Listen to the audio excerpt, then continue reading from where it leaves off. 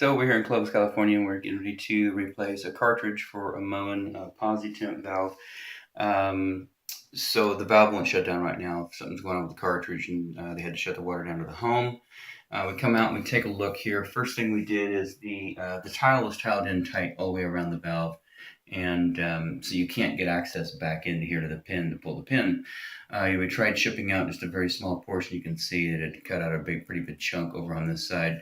Typically, this area here from there in a diameter of probably 5 inches is going to be a mud plate. When you put the new valve in, they're going to go ahead and it's going to have a black plastic mud guard, which allows this to stay open. So this area stays open. A lot of the trim recesses slightly into the wall.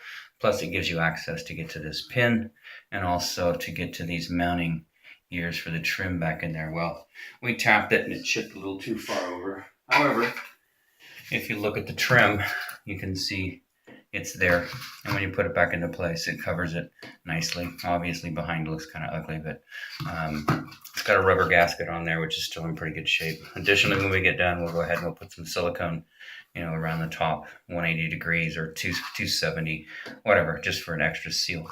One thing I do notice, this valve appears to be too far back in the wall, which means it should have been brought forward. I don't have a light, but I can see the plumbing in there, the piping to the right. It should be touching the front of the wall right here, and it's back about 1 inch. So one of the things that I would recommend is getting an extension kit. The oil rub bronze, unfortunately, probably runs $60, $70, but what it does is it extends everything out.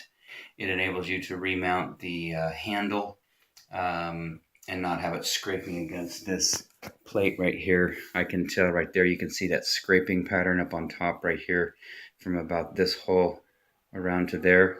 That's from the handle hitting this cover plate. Actually, it's the bottom there it's hitting right there, because the valve is too far back in the wall. So main thing is we'll get the cartridge reinstalled. We're going to leave the trim off and then see if we can get an extension today from Ferguson, get that installed, and we'll take another video when we're done. Okay, so here in Clovis, California, we've got this the water trim back onto the home, and of course, I showed you this before. We tried to tap out real nicely, just a little bit of tile up to the grout line, and then this side. There may be a conflict with the trim. If you look across the back side, it appears that a portion of and you can see there's a gasket here, and you can't see the gasket on the other side. It appears that a portion of the trim plate needs to recess in the wall, and it can't because they didn't use a mud plate when they put this tile in.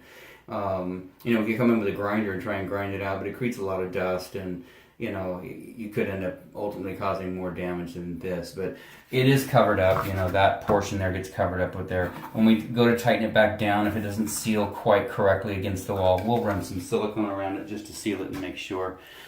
So that is good. The main thing is we've got the old cartridge out and put a new cartridge in. Water is currently on, so the shower and tab is off, which is good. And then a brand new pin back in there. So somehow the cartridge got pulled out beyond the pin, and I don't know how that happened, but anyways, it's in good shape. We'll get the rest of the parts for this and its extension kit and the oil rub bronze for a Moen posi-temp valve, get it installed. Outside of that, this installation is done.